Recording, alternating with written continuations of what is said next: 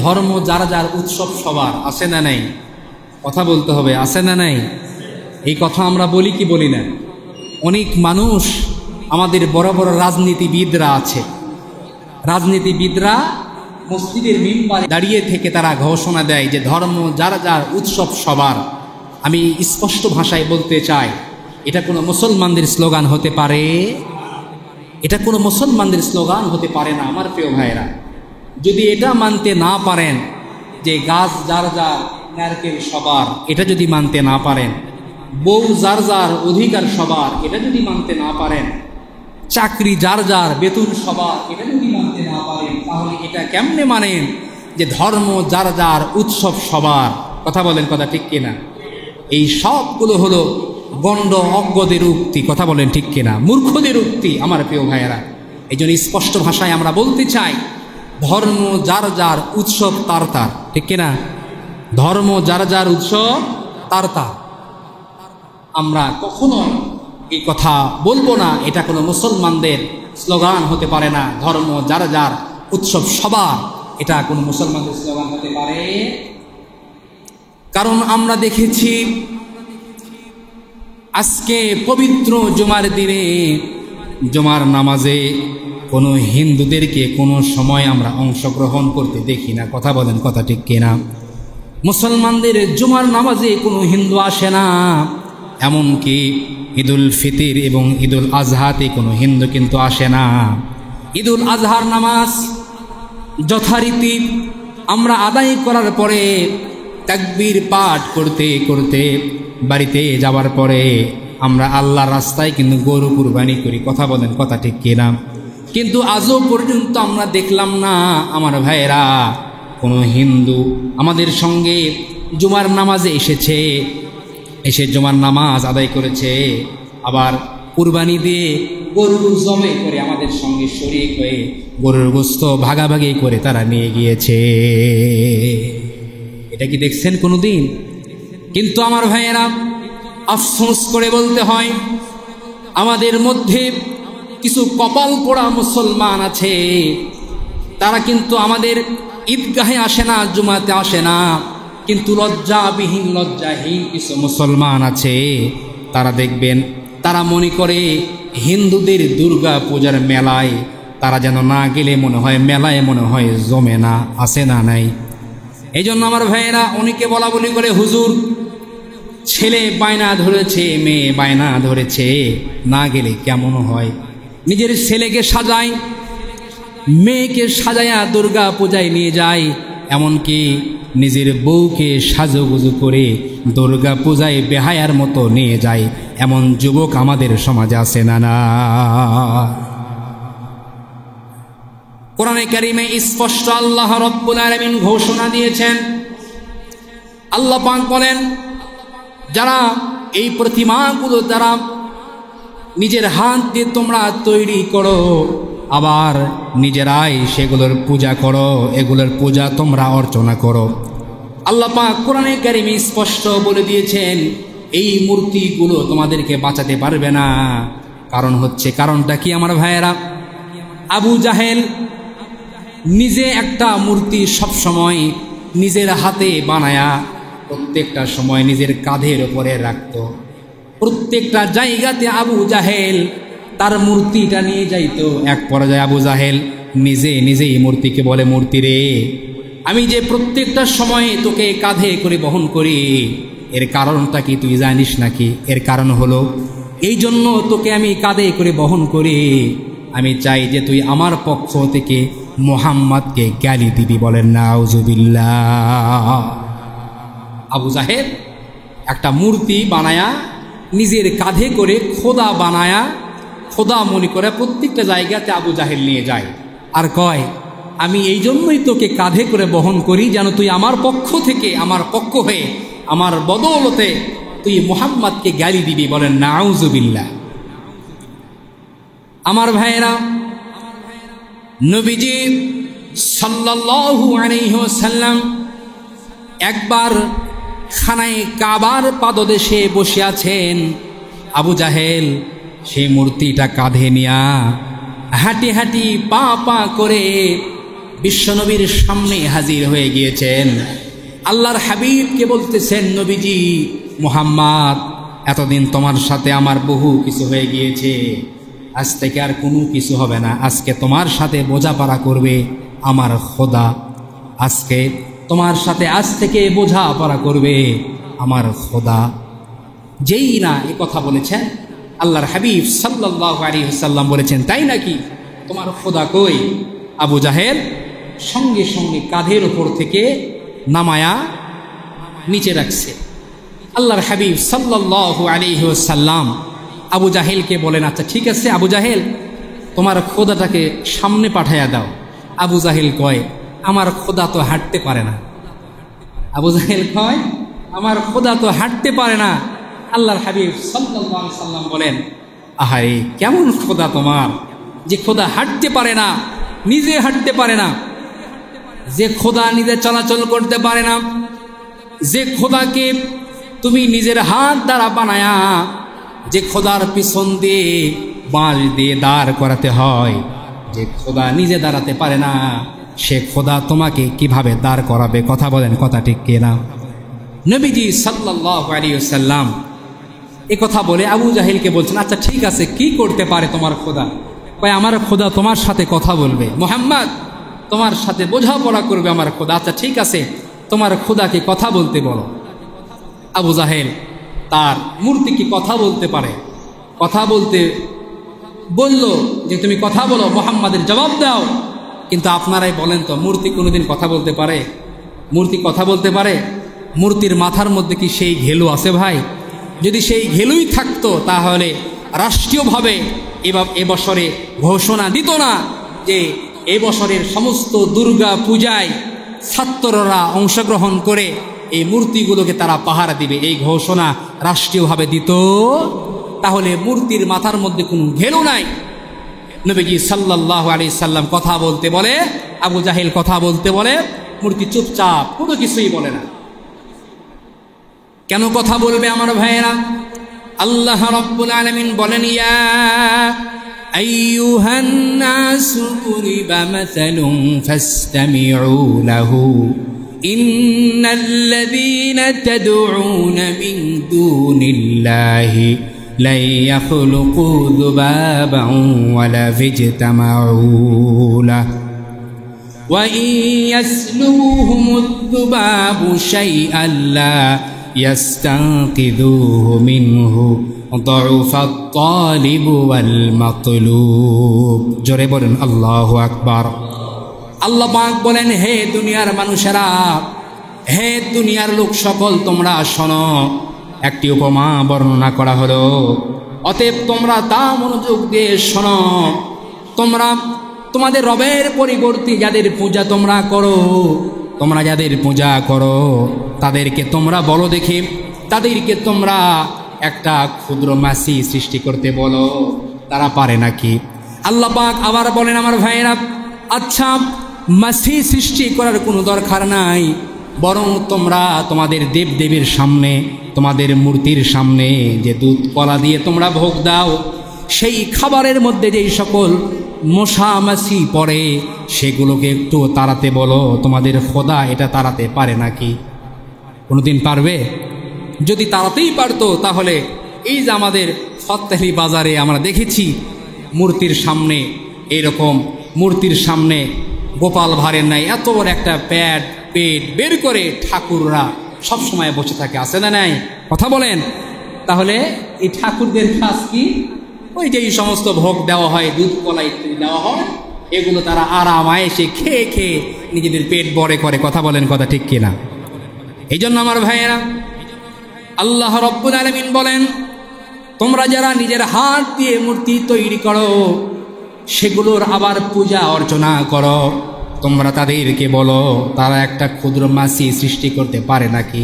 আপনারাই বলেন তো, আজকেই শুধু নয়, কাল কিয়ামত পর্যন্ত যদি তারা এরকমভাবে প্রতিমা বিসর্জন দেয়, মূর্তি তৈরি করে আবার সেগুলোকে প্রতিমার নামে বিসর্জন দেয়, কিয়ামত পর্যন্ত যদি অপেক্ষা করে, কোনোদিন আল্লাহ রব্বুল আলামিনের একটা ছোট্ট মাখলুক তারা সৃষ্টি করতে পারবে নাকি? কোনোদিন পারবে ভাই?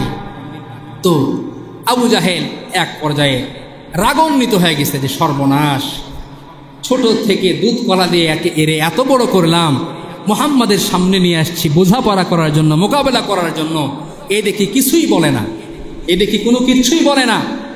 আবু জাহেল রাগান্বিত হয়ে রাগ করে এক পর্যায়ে তার খোদার বাম সাইডে কানের নিচে একটা থাপ্পড় মেরে দিছে। এক থাপ্পড়ে মূর্তির কান ভেঙে গেছে। মূর্তির কান যেই না ভেঙে গেছে, আল্লাহর হাবিব সাল্লাল্লাহু আলাইহি সাল্লাম বলছেন, আবু জাহেল কেমন খোদা তোমার, তুমি নিজেই বানালা, আবার নিজে রাগ করে তোমার খোদাকে থাপ্পড় দিয়ে তার কানটা তুমি ভেঙে দিলা, এটা কোনো কথা?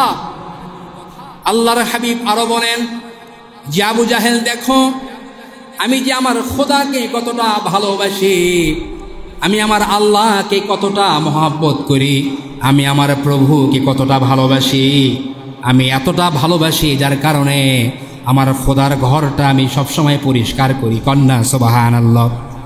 হাদিসের মধ্যে এসেছে আমার ভাইয়েরা, মসজিদে নববীর জানালায় কে যেন কফ ফেলিয়েছিলেন, মসজিদে নববীর জানালায় কে যেন কফ ফেলেছেন আমার ভাইয়েরা।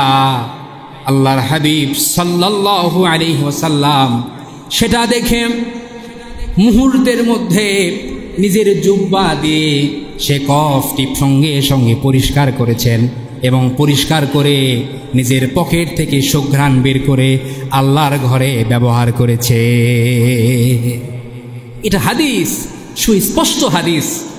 আল্লাহর হাবিব বলছেন, দেখো আবু জাহেল, আমি আমার খোদাকে কতটা ভালোবাসি, মহাব্বত করি, যার কারণে আমার খোদার ঘরে কোনো ময়লা হতে দেই না। সুবহানাল্লাহ বলেন। আমার খোদার ঘরটাকে আমি পরিষ্কার করি, আমার আল্লাহর ঘরটাকে আমি পরিষ্কার যদি করি, তাহলে সেই আল্লাহকে আমি কতটা ভালোবাসি, বলেন সুবহানাল্লাহ। নবীজি এবার বলছেন, আবু জাহেল আচ্ছা ঠিক আছে, এই মূর্তিকে এবার আমার সামনে তুমি দাও। আবু জাহেল নবীজির সামনে যখন মূর্তি এগিয়ে দিলেন, আমার ভাইয়েরা, আল্লাহর হাবিব সাল্লাল্লাহু আলাইহি ওয়াসাল্লাম আবু জাহেলের সামনে মূর্তিকে লক্ষ্য করে বলছে, মূর্তি এবার তুমি নিজেই বলো, এবার তুমি তোমার জবানেই তুমি বলো, তোমাকে যে পূজা করে তুমি সত্য নাকি আমি সত্য নবী? এই কথা বলার সঙ্গে সঙ্গে আল্লাহর হাবিব সাল্লাল্লাহু আলাইহি ওয়াসাল্লাম যখন এই কথা বলেছেন, মূর্তি মুহূর্তের মধ্যে সঙ্গে সঙ্গে তার জবানে স্বীকার করে ফেলেছেন, আশহাদু আন্নাকা মুহাম্মাদুর রাসূলুল্লাহ, ও আল্লাহর নবী, আপনি হলেন সত্য নবী, আপনি হলেন সত্য নবী, সাচ্চা নবী। আবু জাহেল বেচারা চেহারাটা মলিন হয়ে গেছে, সর্বনাশ, কিরে তুই কি করলি? এটা সারা জীবনে তোরে দুধ কলা দিয়ে বড় করলাম, মুহাম্মাদের সামনে নিয়ে আসছি, আজকে তুই সত্য নাকি মুহাম্মদ সত্য এটা প্রমাণ করার জন্য চল আজকে বাড়িতে চল, তোর 12টা বাজাবো। আবু জাহেল তো একজন লিডার, সে নেতৃত্ব দেয়।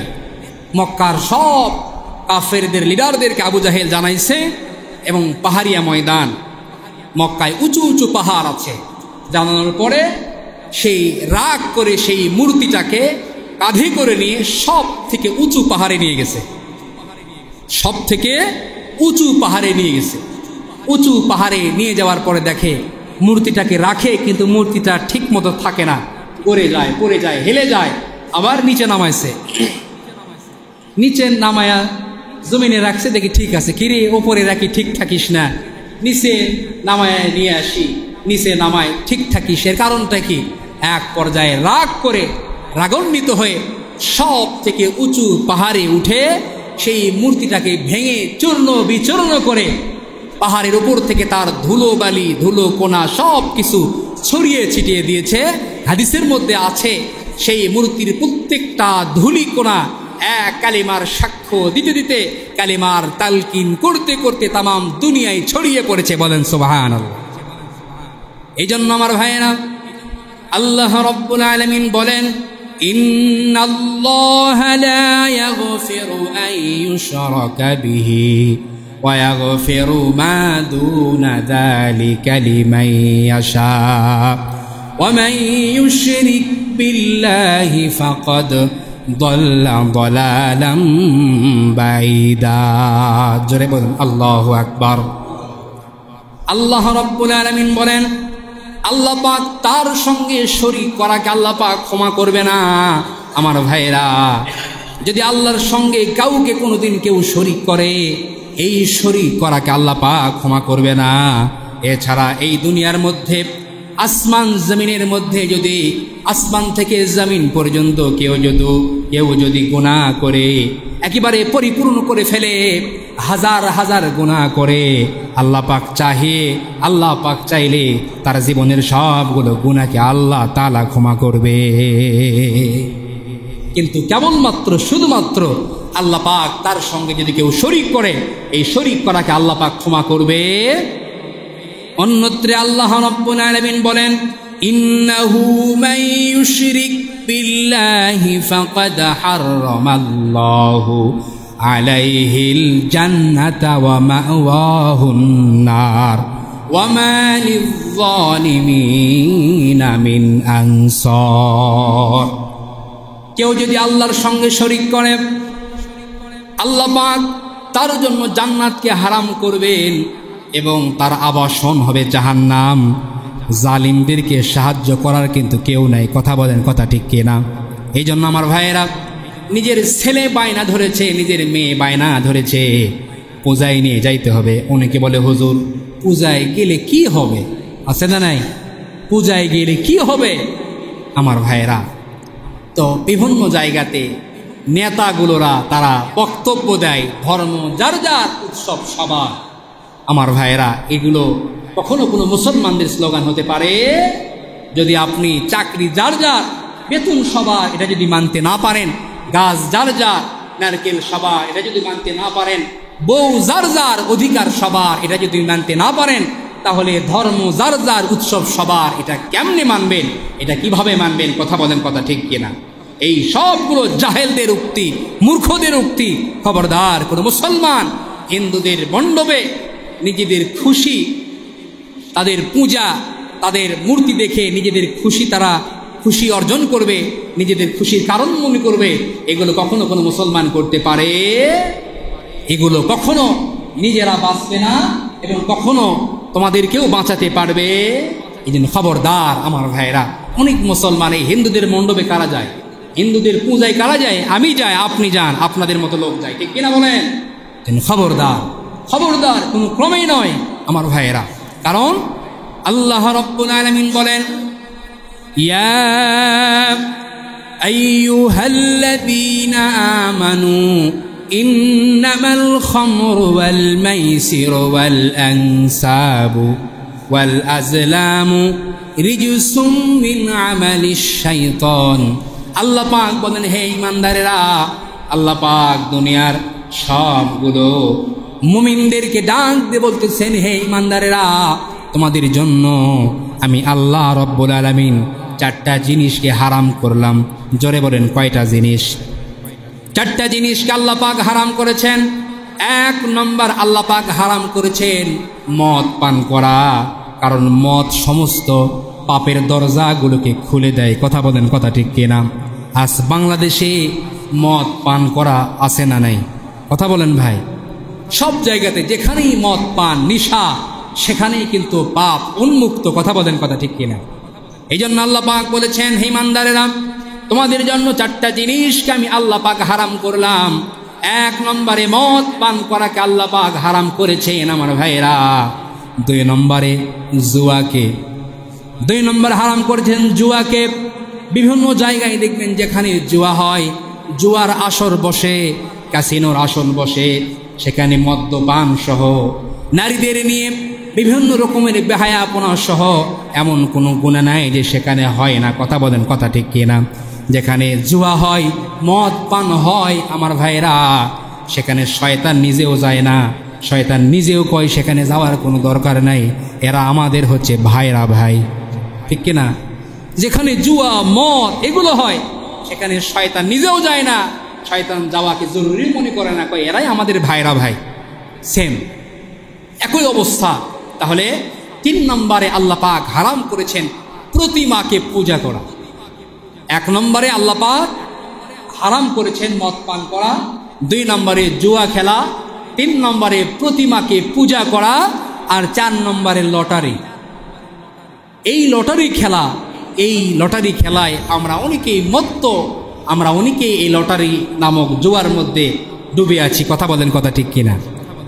এই 4টা জিনিস রিজিসুম মিন আমালিশ শাইতান, এই 4টা জিনিসকে শয়তান পর্যন্ত ঘৃণা করে। চিন্তা করে দেখেছেন?